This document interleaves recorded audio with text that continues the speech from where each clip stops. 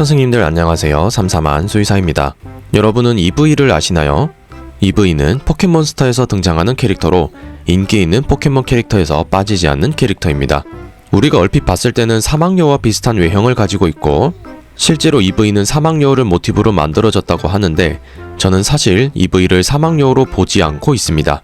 과연 EV는 어떤 특징을 가진 동물일지 수의사가 보는 동물 캐릭터들 지금 시작하겠습니다.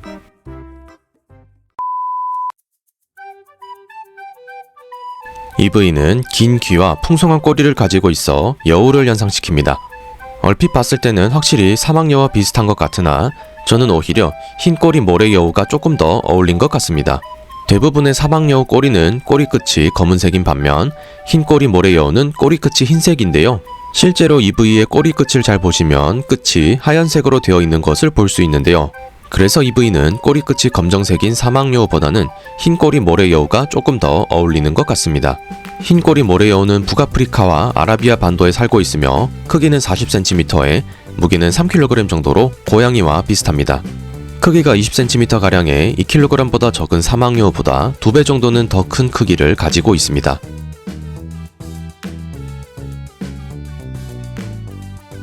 여우를 포함한 객과동물의 경우 6개월에서 9개월 정도가 되면 성체의 모습이 나타납니다. 이때 주둥이의 길이가 확연하게 차이가 나기 시작하죠. 어릴수록 머즐이 짧고 시간이 지나면서 머즐이 길어지죠. 그런데 EV는 머즐의 길이가 짧고 다리도 짧아 성체의 형태를 아직 갖추지 못했습니다. 따라서 EV는 6개월령 이하의 어린 여우로 사람으로 치면 5살 미만의 어린아이라고 보시면 되겠습니다. EV가 진화하면 샤미즈, 주피선더, 부스터로 거듭나는데 확실히 주둥이가 길어지는 것을 볼 수 있습니다.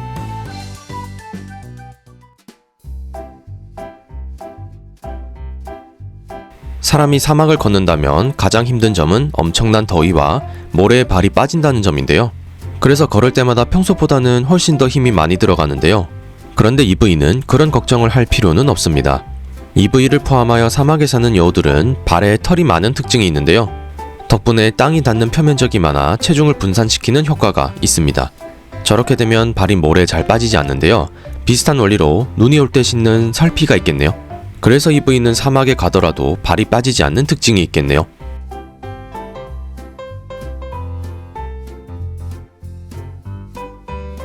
흰꼬리 모래여우는 야행성입니다. 주로 밤에 사냥을 나서 곤충이나 쥐를 잡아먹는데요. 낮에는 주로 동굴에서 쉬며 에너지를 비축합니다. 그런데 EV가 포켓볼로 호출되는 시기는 바로 해가 중천에 떠있는 낮입니다. 낮에는 보금자리에서 쉬어야 할 EV가 낮에 강제로 일을 하는 꼴인데요. 따라서 EV는 만성적으로 피곤함을 느끼고 있을 것이며 EV의 주인은 낮에는 EV의 휴식을 보장해야 할 것입니다. 지금까지 EV에 대해 분석하였습니다.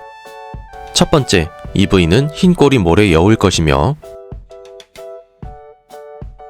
두 번째, EV는 6개월령 이하의 어린 여우일 것이며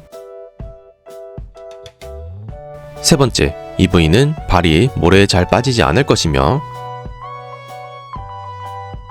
네 번째, EV는 만성적으로 피곤할 것입니다. 지금까지 시청해주셔서 감사하고 다음에도 재밌는 캐릭터 분석으로 찾아오겠습니다.